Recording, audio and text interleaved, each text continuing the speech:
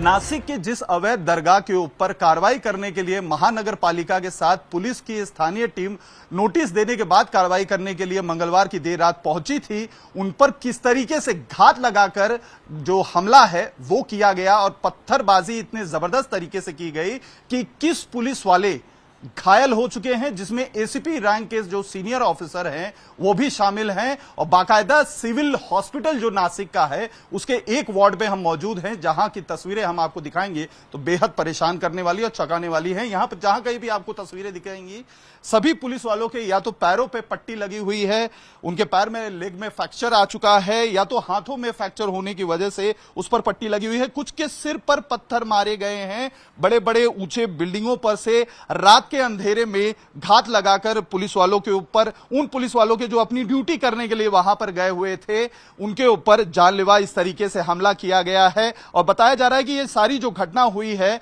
वो आधे से एक घंटे के अंदर ये तब हुआ जब ऑलरेडी मस्जिद के जो दरगाह के ट्रस्टी थे या जो स्थानीय बुद्धिजीवी थे मुस्लिम, उनके साथ ऑलरेडी महानगर पालिका के लोगों की बातचीत हो चुकी थी, पुलिस की टीम की भी उनके साथ बैठक हो चुकी थी, चर्चा हो चुकी थी। यह तक हुआ था कि प्लान ऑफ एक्शन किस तरीके से होगा, जो दरगाह की जो इलीगल इंक्रोचमेंट है उसको किस तरीके से हटाया जाएगा। और ये सारी होने के बाद जब कार्रवाई करने के लिए मुंबई जो नासिक पुलिस की टीम है वहां पर महानगर पालिका के साथ पहुंचती है तो इस तरीके से जानलेवा हमला किया जा रहा है। आप देखिए ये एसीपी रैंक के ऑफिसर है, एसीपी संदीप हमारे साथ इस समय की तस्वीरों में आप देख रहे हैं, इनके पैर पे देखिए पट्टी लगी हुई है, हाथों में कितनी जबरदस्त चोट आने की वजह से प्लास्टर करना पड़ा है और कई सारे अभी भी जो हॉस्पिटल में एडमिट पुलिस ऑफिसर्स हैं उनको लेकर समय समय पर जो आला अधिकारी हैं वो भी यहां पर विजिट कर रहे हैं। कुछ देर पहले जो नासिक के कमिश्नर थे वो भी पहुंचे हुए थे, विधायकों का भी यहां आना जाना जारी है। बात करते हैं संदीप सर से। सर एग्जैक्टली क्या हुआ था, किस तरीके से ये घटना हुई,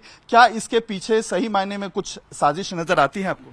नासिक सिटी के काटे गली इलाके में सात पीर बाबा दरगाह परिसर में कल पुलिस बंदोबस्त डिप्लॉय था और आज सुबह जो इंक्रोचमेंट हटाना था कॉरपोरेशन की तरफ से उसके लिए ऑलरेडी पुलिस तैयार थी। इसके लिए एसआरपीएफ की 3 कंपनी 800 और 200 ऐसे 1000 होमगार्ड और 1500 से भी ज्यादा नासिक सिटी के पुलिस ऐसा बंदोबस्त डिप्लॉय किया था। मगर उसके पहले ही रात को कुछ जो वही इलाके में जो था वो गैर कानूनी जमाव इकट्ठा हुआ और उन्होंने सीधा पुलिस के ऊपर पत्थरबाजी शुरू की। इसमें पत्थरबाजी के साथ कुछ बॉटल या लकड़ियां इसका भी इस्तेमाल किया गया और रोड के तीनों तरफ से तो पत्थरबाजी हो ही रही थी। हमारे जो साथ में है पीआई पतकी, उनको सर को जो चोट लगी वो ऊपर से टेरिस से पत्थरबाजी हो रही थी, उससे उनको सर को जो चोट लगी है। और इसमें हमारे एसीपी नितिन जाधव साहब, PI Patki, PI Chintaman, PI Khairnar, इनके साथ ही टोटल 30 से भी ज्यादा पुलिसकर्मी और ऑफिसर घायल हुए हैं। उनके ऊपर नासिक सिविल हॉस्पिटल में अभी इलाज जारी है।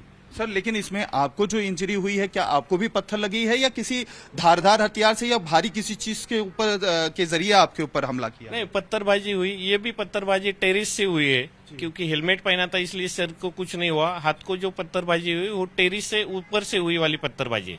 सर एक सवाल ये भी उठता है क्योंकि हमने वीडियोस में भी देखा कि जिस समय आप अपील कर रहे थे लोगों से घरों में चले जाइए, पुलिस की टीम जो कह रही थी घरों में चले जाइए, रोशनी हमें दिखाई दे रही थी, अचानक से वहां पर ब्लैकआउट हो जाता है और चीख पुकार शुरू हो जाती है। बाद में आप लोगों को जो है आंसू गैस के गोले छोड़ने पड़ते हैं। तो क्या ये ब्लैकआउट भी जो हुआ था ऑल ऑफ अ सडन हुआ था, ये जो है कोई नॉर्मल सी बात थी, ऐसा नहीं कुछ था? नहीं, अभी इन्वेस्टिगेशन ऑफिसर उसकी भी जांच कर रहे हैं। जो लाइट का मसला आइन वक्त पे हुआ था उसमें क्या उसके पीछे कुछ साजिश है या वो नॉर्मल था, इसके पीछे कोई है, ये अभी इन्वेस्टिगेशन ऑफिसर उसकी जांच कर रहे हैं। सर एक सवाल ये भी है, सॉरी आपको डिस्टर्ब कर रहा हूं, क्या इनलीगल जो है वहां पे मिसक्रिएंट्स जिसे कहते हैं, असामाजिक तत्व जिसे कहते हैं, गलत तरीके से आ रहे लोग जो स्थानीय वहां पर नहीं थे, लोकलाइट नहीं थे, क्या वो लोगों के भी आने की आप लोगों को कुछ जानकारी वहां पर मिली जब इस घटना के बारे में, जब ये घटना हो गई तो? हाँ, उसमें काफी सारे जो लोग है सिटी या सिटी के बाहर के भी अन्य इलाके से आए वाले,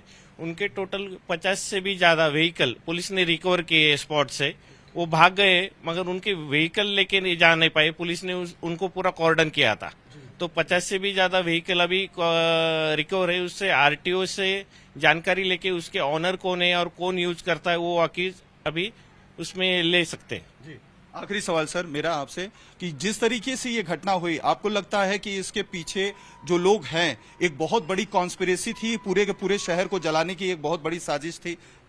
नहीं, शहर को जलाने की कॉन्स्पिरेसी ऐसा तो नहीं कह सकते, मगर ये कॉन्स्पिरेसी थी ये तो जरूर कह सकते, क्योंकि वो रूट पे हमारे पिछले 15 दिन पहले कॉरपोरेशन ने नोटिस दिया था। तब से ही पुलिस बंदोबस्त अलर्ट था और वो रूट पे कहीं पे भी पत्थर नहीं थे। और जो तरीके से टेरिस से पत्थर या बॉटल आ रही थी तो उसके पीछे साजिश सीधा थी।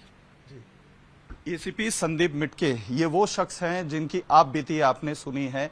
इसी से अंदाजा लगा लीजिए कि जब रात के अंधेरे में अपनी ड्यूटी करने के लिए पुलिस की टीम इलाके में जाती है और उसके ऊपर घात लगा के पहले से ही टेरेस के ऊपर जो पत्थर रखे रहते हैं, बॉटल्स रखे रहते हैं, उनके साथ ताबड़तोड़ हमले कर दिए जाते हैं।